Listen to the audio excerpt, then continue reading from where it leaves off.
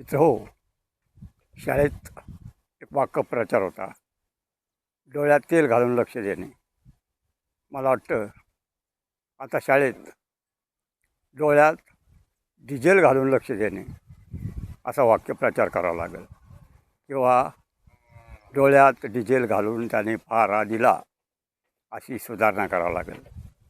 कारण ही मागल डिझेल पुराण आपण पाहिलंच.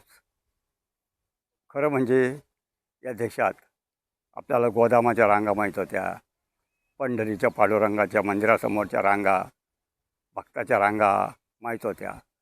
पण डिझेलसाठी रांग लागणं हे आपल्या स्वप्नात बी नव्हतं. आणि ती लागली, जणू पेट्रोल पंप हा विठ्ठल झाला आणि डिझेल घेणार त्याचे भक्त झाले.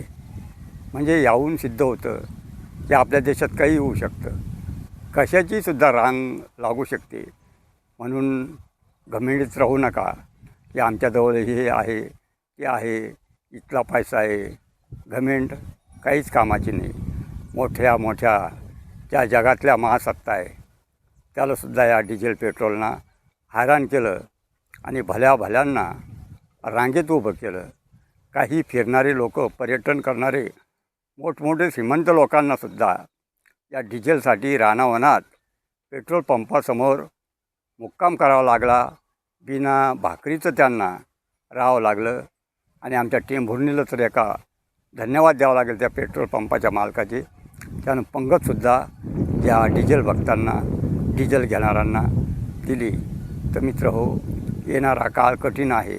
केव्हा काय होईल सांगता येत नाही.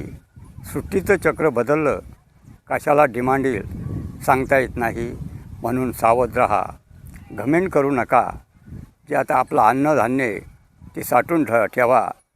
कधी काय होईल, मागच्या काळात कांदे खाऊन लोकांनी जीवन कटलं होतं असं लोक सांगतात, किंवा कांद्याच्या भावात जमिनी विकल्या होत्या असं सुद्धा आम्ही ऐकलेलं आहे. तरी काहीही घडू शकतं.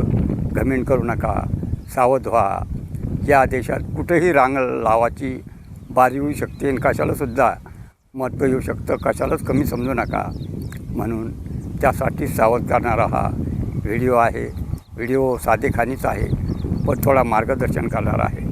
तर व्हिडिओ आवडला तर या व्हिडिओला लाईक करा, इतर ठिकाणी शेअर करा आणि तुमच्या चॅनलला सबस्क्राईब करायला विसरू नका. धन्यवाद.